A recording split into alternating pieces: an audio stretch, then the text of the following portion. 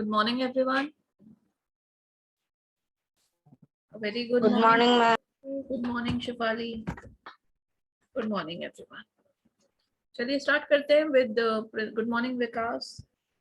Principal third तक हमारा हो चुका था, आई थिंक, या फोर्थ भी हो चुका था.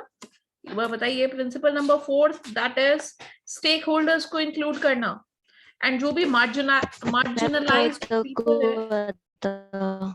बेटा एक बार चैट बॉक्स में लिखो, बहुत वॉल्यूम ऑडियो क्लियर नहीं है आपका.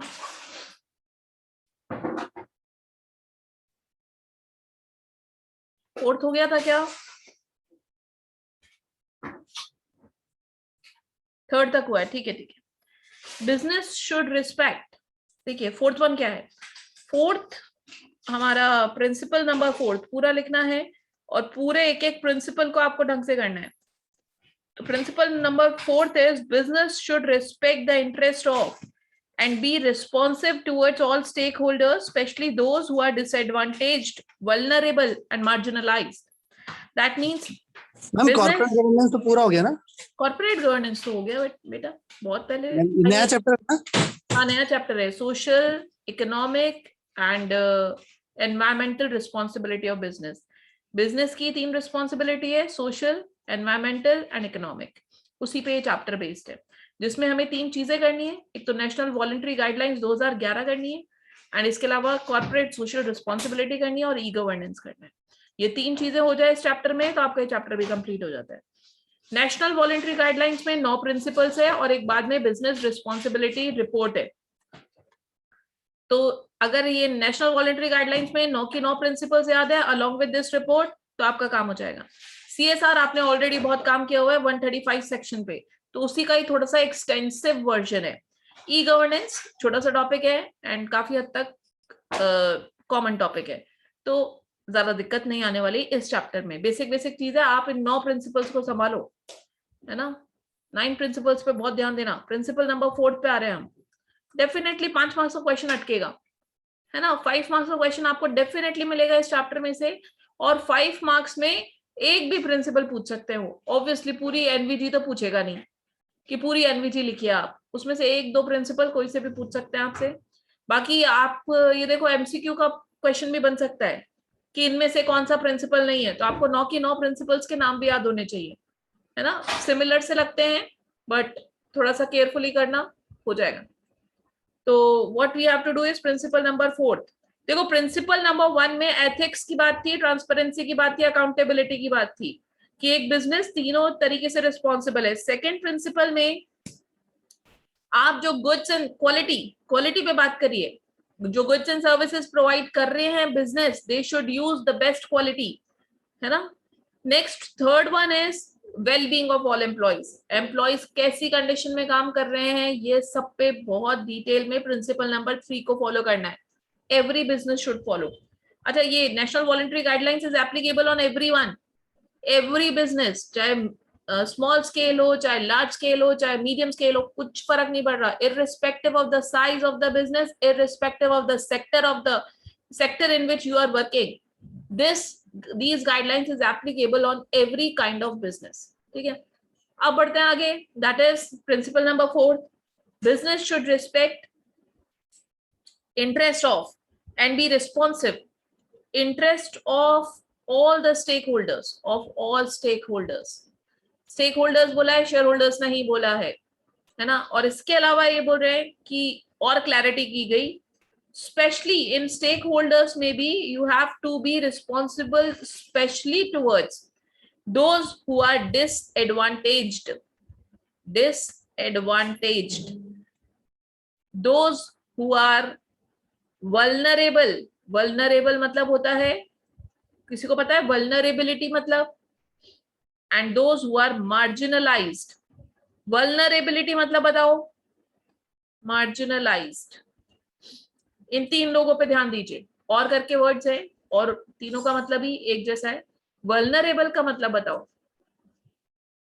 प्रोन टू मतलब ये वो लोग हैं जिनका एक्सप्लॉइटेशन होना इज, मतलब इधर ये वो सेक्टर के लोग हैं जहां पर एक्सप्लॉइटेशन होने के मैक्सिमम चांसेस है.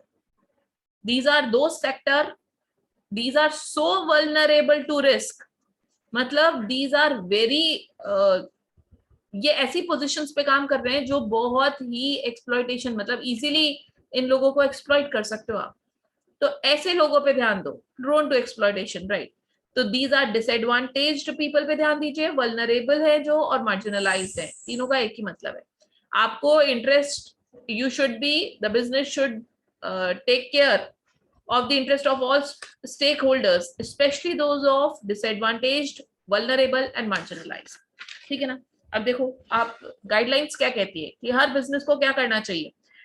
The principle recognizes that business has a responsibility to think and act beyond the interest of shareholders. Shareholders से आगे सोचो, आप shareholder ना करें, you have to think about stakeholder। तो आपको सोचना पड़ेगा, you must be responsible towards the stake holder, not just share holders. Stake holders में शेयर होल्डर भी आते हैं। The principle, while appreciating that stake holders are not equally, the stake that all stake holders are not equally influential और aware. ये आपको पता है कि हर कोई स्टेक होल्डर अवेयर नहीं है अपने राइट्स को लेकर के, हर स्टेक होल्डर अवेयर नहीं है ना। एनकरेजेस, तो क्या बोला है नेशनल वॉलंटरी गाइडलाइंस ने कि the business should encourage, proactively engage with and respond to those, मतलब आपको एक्टिवली एंगेज करना पड़ेगा उन लोगों को who are disadvantaged, who are vulnerable and who are marginalised. अब उसके लिए करें कैसे, इस ऑब्जेक्टिव को अचीव कैसे करें। तो अचीव करने के लिए आपको सबसे पहले तो आप पहचानो, आपके बिजनेस में पहचानो कि हमारे स्टेक होल्डर्स कौन है, और उसमें भी ये डिसएडवांटेज्ड, वल्नरेबल और मार्जिनलाइज्ड कौन है। सबसे पहले ये तो पता करना पड़ेगा आपको बिजनेस में जाकर के कि हु आर और स्टेक होल्डर्स, हम किसके लिए रिस्पॉन्सिबल है, वो लोग कौन है। तो सबसे पहले क्या करना है, आइडेंटिफाई देयर स्टेक होल्डर्स, ठीक है। Second point, understand their concerns, उनकी सुनिए। Define purpose and scope of engagement, किसको कहाँ कितना एंगेजमेंट देना है बिजनेस में वो देखिए। And commit to engaging with them, और उनको, उनके साथ आप कमिटमेंट में आइए कि yes we will engage you in every single decision making जो आपको इफेक्ट करती है। यू हैव टू फर्स्ट, सबसे पहले आइडेंटिफाई करो जाकर के। Second one is understanding their concerns, उनकी सुनिए। Third one is define purpose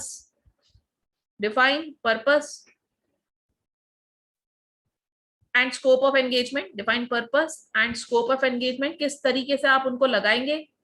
and committing with them, उनके साथ कमिटमेंट में आइए, कमिटमेंट टू एंगेज, ठीक है। ये आपका काम है। सबसे पहले आप बोलते हो कि हमें नहीं पता कि स्टेक होल्डर्स के लिए हम कैसे रिस्पॉन्सिबल रहेंगे, तो आपको सब कुछ गाइडलाइन के साथ एक कोर एलिमेंट दे रखा है, उसको फॉलो करो, आपको डेफिनेटली इस प्रिंसिपल को फॉलो करने में दिक्कत नहीं आएगी।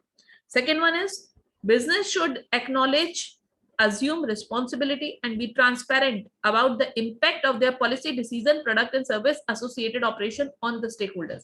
मतलब business should be responsible and transparent regarding what, regarding the impact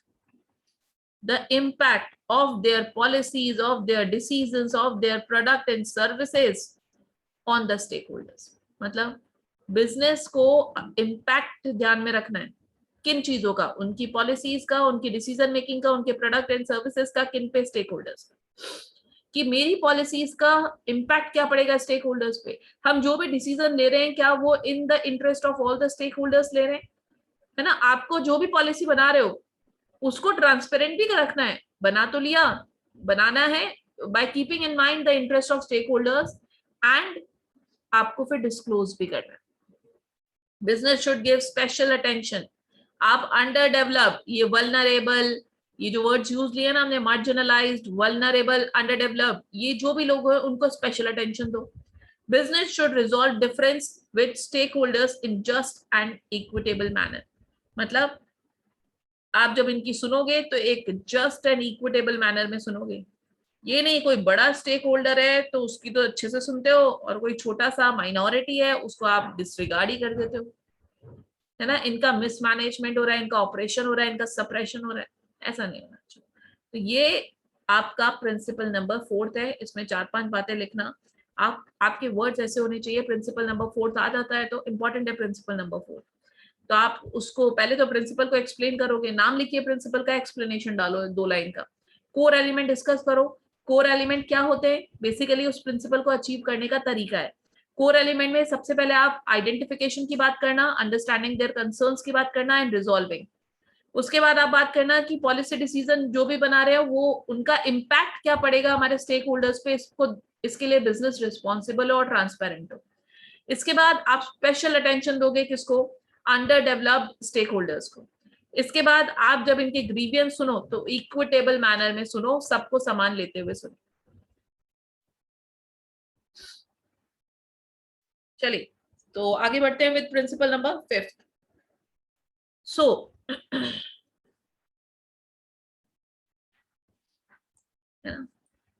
हमने 4th में क्या किया, अंडर डेवलप्ड वगैरह का ट्रीटमेंट।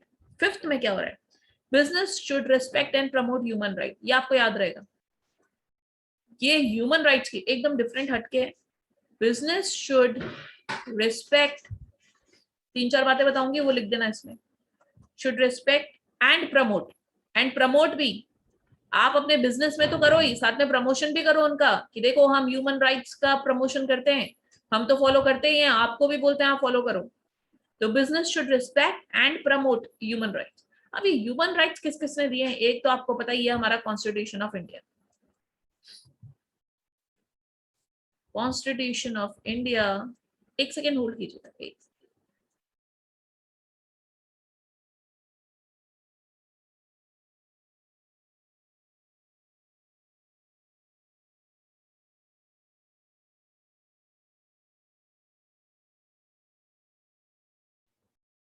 चलिए तो देखिएगा, तो ह्यूमन राइट्स किसने दिए, एक तो कॉन्स्टिट्यूशन ऑफ इंडिया है, दूसरा आपको बताते हैं, दूसरा है आपके international bill of human rights. UN का है international bill of human rights which is applicable globally, तो आपको भी फॉलो करना ही है। Third one is national laws and policies, जो आपके कंट्री की नेशनल लॉज एंड पॉलिसीज है उनको। और इसके लिए एक है ना ग्रीवियंस मैकेनिज्म बनाओ, ग्रीवियंस मैकेनिज्म। ये 3-4 बातें इसमें आ गई है तो आपका काम बन जाएगा। देखो रीड करते हैं क्या है। ह्यूमन राइट्स के बारे में सबको पता ही है, जो भी हमारे कॉन्स्टिट्यूशन ऑफ इंडिया ने ह्यूमन राइट्स दे रखे हैं, राइट टू स्पीच, फ्रीडम, बहुत सारे राइट्स हैं, हर्ड और ये सारे, वो सारे राइट्स एप्लीकेबल हैं ह्यूमन के लिए। तो business should respect that. Business को हर एक इंडिविजुअल के ह्यूमन राइट्स का ध्यान रखना है, रिस्पेक्ट करनी है और प्रमोट करना है। जैसे फॉर एग्जाम्पल यार एक ह्यूमन राइट है, जैसे right to be informed, right to be informed मतलब एक पर्टिकुलर काम में अगर कोई इन्वॉल्व है तो उसकी कंज्यूमर ही है, जैसे मान लीजिए कंज्यूमर का राइट है कि he should be informed about what he is purchasing, ये राइट है उसका, तो business should respect it. Consumer का राइट है right to choose, right to choose एक राइट दे रखा है हमारे कॉन्स्टिट्यूशन ऑफ इंडिया ने। दैट मीन्स आप अगर कंज्यूमर आपसे कुछ लेने आए तो आप मना नहीं कर सकते हो, नहीं नहीं हम सिलेक्शन नहीं है, आपको लेना है तो लो, नहीं तो जाओ, इट इज हिज राइट। चलो ठीक है आपने मना कर दिया, हम आपको पूछेंगे ही नहीं। ये बिजनेस, देखो बिजनेस आप कर रहे हो, आप नहीं हो तो कोई और है हमारे पास, right. We have alternate, consumer is having many alternates in the market. आप कब एक्सेल करोगे, जब एनवीजी गाइडलाइंस को आप फॉलो कर रहे हो। और उसमें प्रिंसिपल नंबर 5 साफ साफ बोल रहा है कि ह्यूमन राइट्स का रिस्पेक्ट होना चाहिए एंड प्रमोशन होना चाहिए। अब ह्यूमन राइट रीड करते हैं, चलिए देखिए। The principle recognises that human rights, अच्छा एक और बात कि सब अपने मॉड्यूल से पढ़ ही रहे हैं तो प्लीज पेन लेकर बैठे, हाइलाइटर लेकर बैठे, हर कुछ हाईलाइट नहीं करें, इसमें से सिलेक्शन करो, है ना। लेकिन कलरफुल हो जानी चाहिए आपका ये chapter, social environment economic responsibilities of business.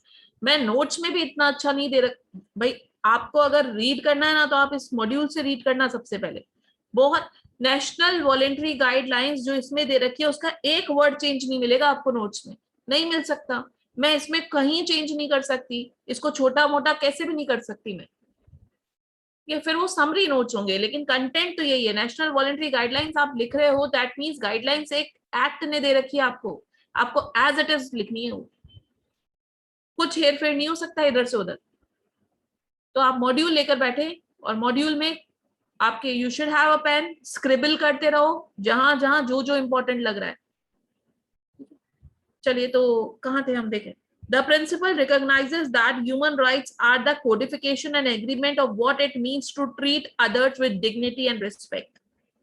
ठीक है ना, ह्यूमन राइट्स क्या है, एक तरीके का एग्रीमेंट है, एक तरीके का कोडिफिकेशन है। किस चीज का, कि सामने वाले बंदे को भी डिग्निटी से ट्रीट करो, रिस्पेक्ट से ट्रीट करो। सबका राइट है ये नहीं है कि मेरा ही है या आपका ही है, it is applicable on everyone, हर कोई ह्यूमन का राइट है। Over the decades, these have evolved under the headings of civil, political, economic, cultural and social rights. जैसे टाइम के साथ ये बहुत तरीकों में इवॉल्व हुआ है, मतलब बहुत अलग अलग वेज में हमारे ह्यूमन राइट्स डेवलप हुए। The holistic and widely agreed nature of human rights offers a practical and legitimate framework for business leaders seeking to manage risk, seize business opportunities and compete in a responsible fashion.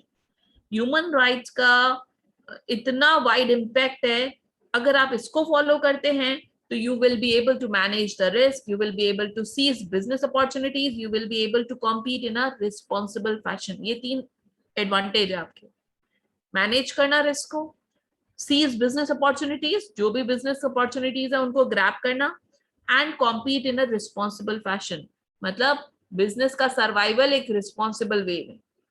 The principle imbibes the spirit from the Constitution of India, which through its provisions of fundamental rights and directive principles of state policy enshrines the achievement of human rights for all its citizens. In addition, the principle is in consonance with the Universal Declaration of Human Rights, in the formation of which India played an active role. Universal Declaration of Human Rights, मतलब आपको constitution of India भी follow करना है, universal declaration of human rights, इसमें भी इसके भी जो भी एप्लीकेबल ह्यूमन राइट्स है वो भी आपको रिस्पेक्ट करना है एंड प्रमोट करना है।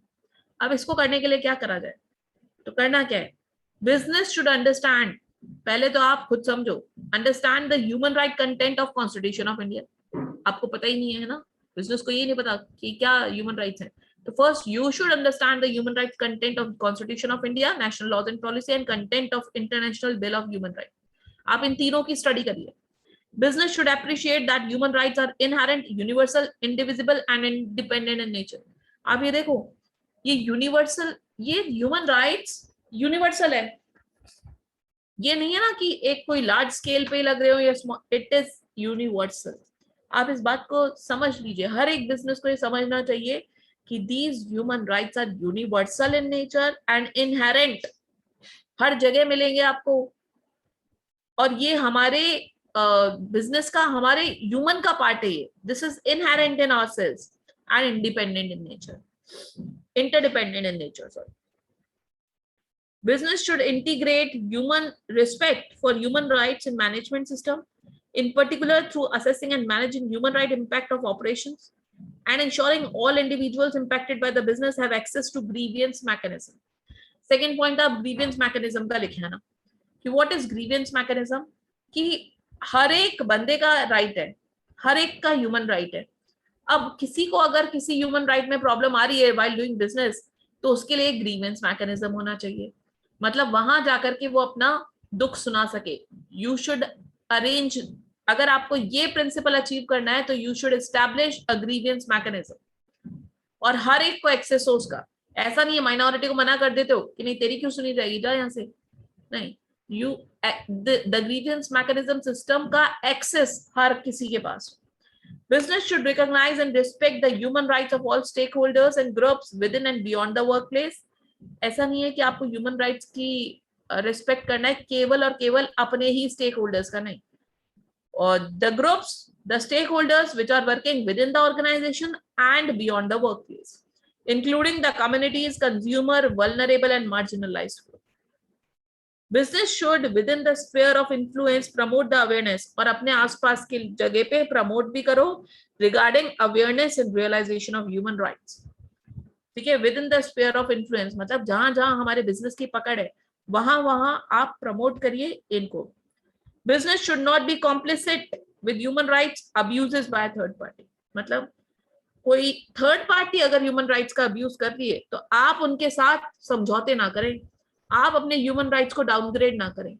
Third party is downgrading it's human rights, तो इट डजंट मीन कि आप भी उसके साथ मिलकर के दोनों ह्यूमन राइट्स का अच्छा खासा नॉन कंप्लायंस कर रहे हो. नहीं, अगर थर्ड पार्टी अब्यूज कर रही है तो यू शुड नॉट अब्यूज. ये प्रिंसिपल नंबर 5 है कि बिजनेस को रिस्पेक्ट करना है ह्यूमन राइट्स का. आप ये देखो ह्यूमन राइट्स किस किस के, पहले तो अंडरस्टैंड करें ह्यूमन राइट्स कहाँ के. कॉन्स्टिट्यूशन ऑफ इंडिया के, अपना national laws and policies and content of international bill of human rights. समझने के बाद आपको एक ग्रीवियंस मैकेनिज्म बना लो. उसके बाद स्टेक आप ये जो ह्यूमन राइट्स का रिस्पेक्ट है ये केवल वर्क प्लेस पे काम करने वाले लोगों का नहीं, बियॉन्ड भी है. And last one is awareness. जहां जहां आपका इन्फ्लुएंस है वहां वहां आप अवेयरनेस क्रिएट. इन 4 में आपका ये प्रिंसिपल नंबर 5 कंप्लीट हो जाएगा. नेक्स्ट आते हैं प्रिंसिपल नंबर 6 पे. एक बार फटाफट से देख लो दोनों प्रिंसिपल्स को, फिर 6 और 7 करेंगे. But I am giving you 2 minutes.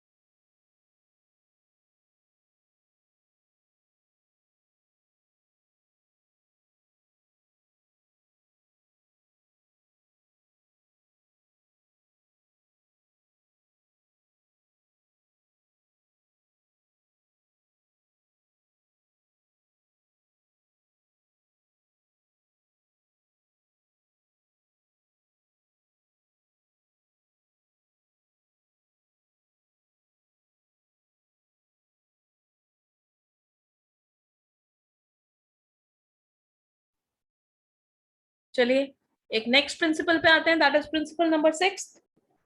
ठीक है, 5th हमारा ह्यूमन राइट्स का था. उससे पहले हमने करा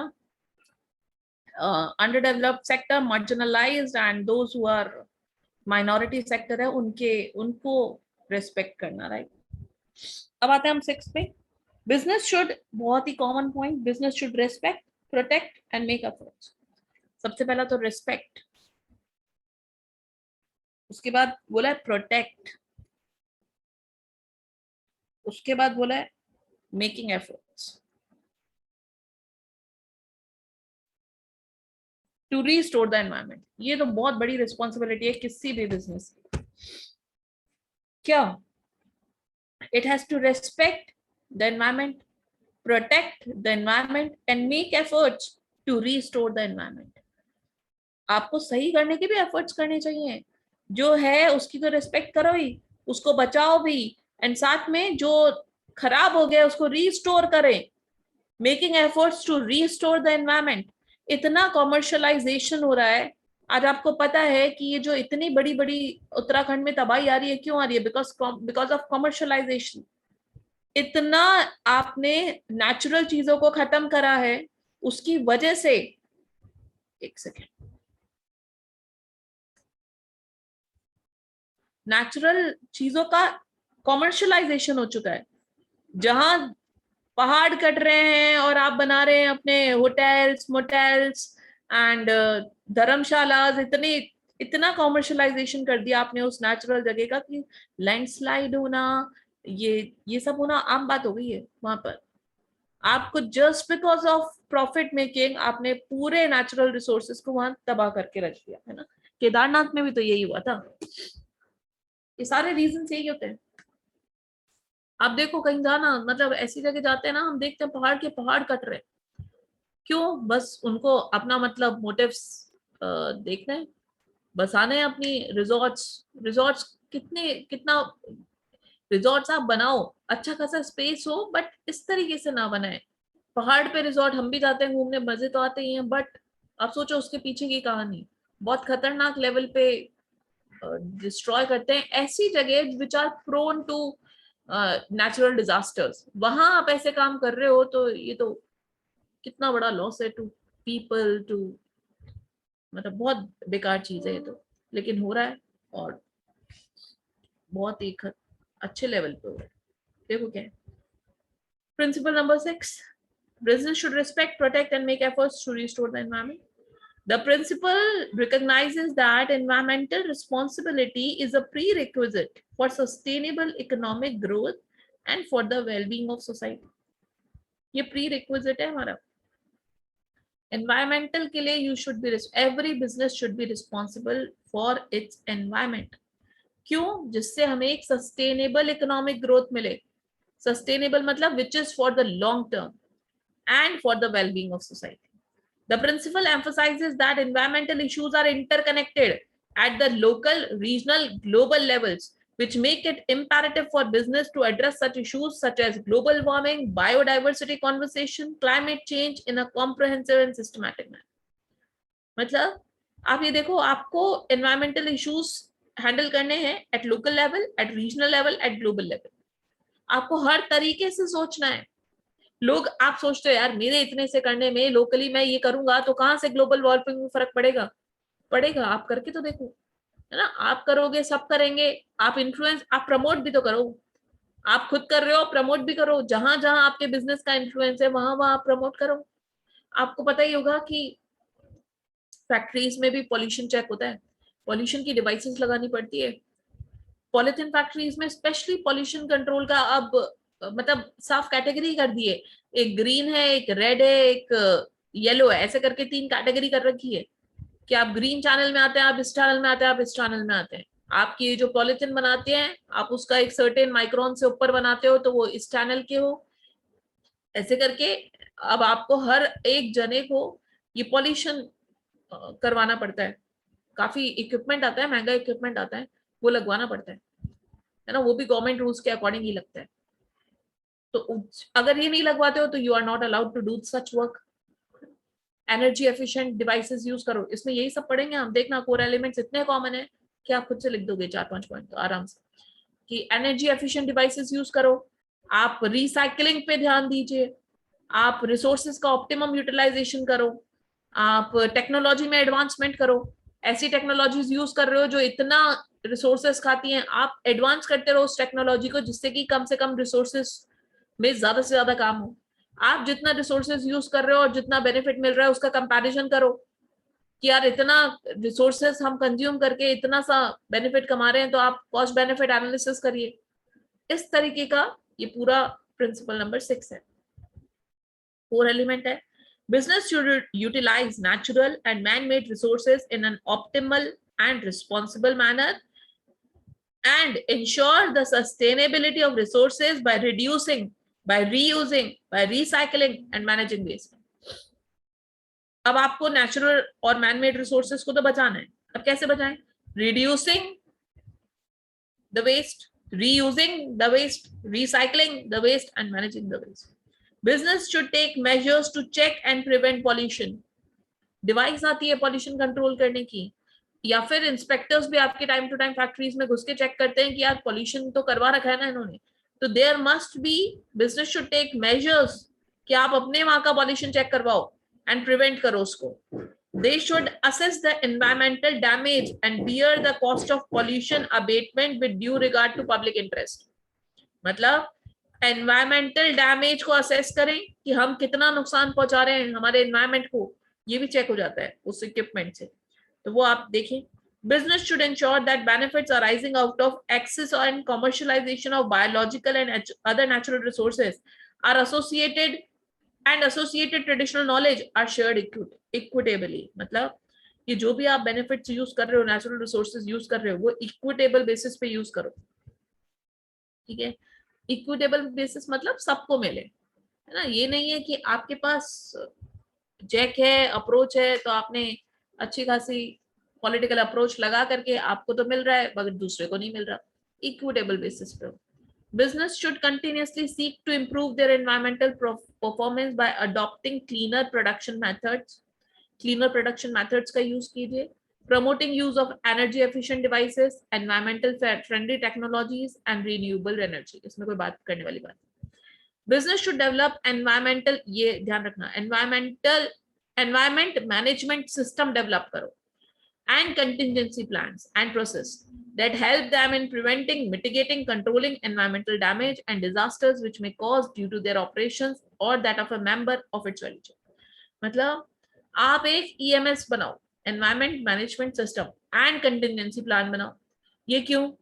आप ऐसे कामों में इन्वॉल्व हो जैसे कि वो सीतापुरा में आपको पता है ये पेट्रोल पंप वाला जो काम हुआ था, उसमें मतलब there should be emergency management system, environment management system. मतलब कितना नुकसान पहुंचाया उसने एनवायरमेंट को. तो आप जब ऐसे बिजनेसेस में इन्वॉल्व हो जिसका अगर रिस्क हो जाए, मतलब अगर वो रिस्की सिचुएशन पे आ जाए, तो आपके पास एक सेकंड प्लान हो जो एनवायरमेंट को प्रोटेक्ट करे. तो there must be some contingency plan, there must be some EMS, environment management system, जिसकी वजह से हमारे एनवायरमेंट को डेंजर ना पहुंचे, डिजास्टर ना. भोपाल गैस कांड, वो लीक, वो जो भी था, इतने बड़े बड़े हुए हैं जिन्होंने एनवायरमेंट को कितना डैमेज करा. तो सब को ध्यान में रखते हुए आप अपने ही बिजनेस में ऐसा प्लान बनाओ जिससे एनवायरमेंट का डिजास्टर, एनवायरमेंट का डैमेज ना. बिजनेस शुड रिपोर्ट, उसके बाद आप अपनी एनवायरमेंटल परफॉर्मेंस पे रिपोर्ट दीजिए कि आप कितने रिस्पॉन्सिबल थे टुवर्ड्स योर एनवायरमेंट, आपने क्या क्या किया, including assessment of potential environment risk. मतलब आप ये बताओ कि देखो मेरे पास ये एनवायरमेंट रिस्क है, मेरा बिजनेस इस तरीके से एनवायरमेंट को नुकसान पहुंचाता है और मैंने इस तरीके का काम किया इस रिस्क को मिटिगेट करने के लिए. ये रिस्क मैं मेरे बिजनेस की रिस्पॉन्सिबिलिटी लेता हूँ कि हाँ we are prone to this risk to environment, मतलब हम ये रिस्क पहुंचाते हैं एनवायरमेंट को, लेकिन हमने इसके लिए ये काम करा.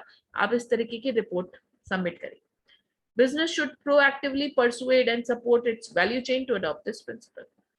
अपनी पूरी वैल्यू चेन को ये बताओ कि आपको ये एनवायरमेंट को प्रोटेक्ट करते हुए ही सारे काम करने हैं. पूरी वैल्यू चेन अडॉप्ट करे इस प्रोसेस को, इस बिजनेस के प्रिंसिपल नंबर 6 में. ठीक है ना, आगे बढ़ते हैं. Principle number 7, business when engaged in influencing public and regulatory policy should do so in a responsible manner. एक पब्लिक एडवोकेसी होती है. What is public advocacy? When you are influencing public not to a specific group of people. आप केवल specific group of people को influence नहीं कर रहे हो, you are advocacy, you are influencing the general public. तो जब भी आप ऐसे काम करो तो ध्यान में रखना कि आप गवर्नमेंट की गाइडलाइंस के अंडर करें. हर बिजनेस के ऊपर गवर्नमेंट की गाइडलाइंस लगती है और उसको आपको फॉलो करना ही पड़ता है. अगर आप पब्लिक एडवोकेसी का काम कर रहे हैं, मतलब आपके स्टेटमेंट पब्लिक में जा रहे हैं, तो यू मस्ट इंश्योर दैट कि आप गवर्नमेंट के रूल्स के अकॉर्डिंग ही उनको करो. तो ये देखिए क्या है. The principle recognises that business operate with specified legislative and policy framework prescribed by the government which guide their growth and also provide for certain desirable restrictions and boundaries. Obviously government की restrictions आपके growth तो provide करती है, साथ में कुछ restriction भी लगाती है. The principle acknowledges that in a democratic setup, such legal frameworks are developed in collaborative manner with participation of all stakeholders, including business. The principle in that context recognizes the right of business to engage with the government for redressal and grievance or influencing public policy or public opinion. मतलब अगर business कुछ redressal of grievance कर रहा है public का, या influence कर रहा है पब्लिक को, या पब्लिक ओपिनियन को इन्फ्लुएंस कर रहा है, तो it should engage with the government. The principle emphasizes that public advocacy must expand public good rather than diminish it or make it available to a selected few. मतलब public advocacy अगर आप कर रहे हैं तो इट मस्ट प्रमोट पब्लिक का भला, public good, rather than एक सेलेक्टेड ग्रुप ऑफ पीपल का आपने भला कर दिया, है ना. मतलब आप बहुत ही कॉन्सेंट्रेटेड हो गए कि केवल इस ग्रुप ऑफ पीपल को ही मुझे इन्फ्लुएंस करना है. नहीं, जब भी आप पब्लिक एडवोकेसी करें तो मेक श्योर कि आप पब्लिक का भला सोचें rather than कि एक सेलेक्टेड ग्रुप ऑफ पीपल का सोच रहे हो. इसके लिए करना क्या पड़ेगा? Business while pursuing policy advocacy must ensure that advocacy positions are consistent with the principle and core element confined in these guidelines. ये बोल रहे हैं कोर एलिमेंट, क्या बोल रहा है कि ये जो गाइडलाइंस दे रखी है उन्हीं को फॉलो करो अगर आप पब्लिक एडवोकेसी का काम करते हैं तो. To the extent possible, business should utilize the trade and industry chambers and associations and other such collective platforms to undertake such. मान लीजिए फॉर एग्जाम्पल आप जीएसटी पे बात करना चाहते हैं, तो आप जीएसटी पे बात करना चाहते हैं तो you must use government support. मतलब आप अपने इंस्टीट्यूट में बात करें, आप इंस्टीट्यूट का प्लेटफॉर्म यूज करो, आप डिफरेंट एसोसिएशन से उनका प्लेटफॉर्म यूज करो अगर आप पब्लिक को इन्फ्लुएंस कर रहे हो तो आप ऐसे काम करने में गवर्नमेंट का एंगेजमेंट जरूर लीजिए. सिंपल सी बात थी. प्रिंसिपल नंबर 7 एडवोकेसी, अगर एक वर्ड समझ आ गया पब्लिक एडवोकेसी तो आप ये प्रिंसिपल को आराम से लिखे हो. 2 प्रिंसिपल और बचते हैं, ये आपका होमवर्क है. Principle number 8 and 9. 8 भी बड़ा इजी है, 9 तो उससे भी इजी है. तो आपको केवल एक सिंगल रीडिंग देनी है. कल हम प्रॉब्लम डिस्कस करेंगे, फिर हम आगे बिजनेस रिपोर्ट के बाद सीएसआर चालू कर देंगे कल से. ठीक है, सीएसआर होते ही हमारा ई गवर्नेंस बचेगा बस. ठीक है ना. तो आज के लिए इतना ही बहुत है. 2 प्रिंसिपल्स मैंने आपको होमवर्क दिए. ठीक है, 8 और 9. बिजनेस रिस्पॉन्सिबिलिटी रिपोर्ट मैं तैयार करवाऊंगी आपको. 3 तरीकों से पढ़नी है, वो इंपॉर्टेंट है. बिजनेस रिस्पॉन्सिबिलिटी रिपोर्ट बहुत बार क्वेश्चन पूछा गया है, तो वो हम करेंगे कल. एक बार आप 2 प्रिंसिपल्स करके आइए, फिर मैं रिपोर्ट वगैरह करवा दूंगी. So that's it for today. मिलते हैं कल same time. Thank you so much.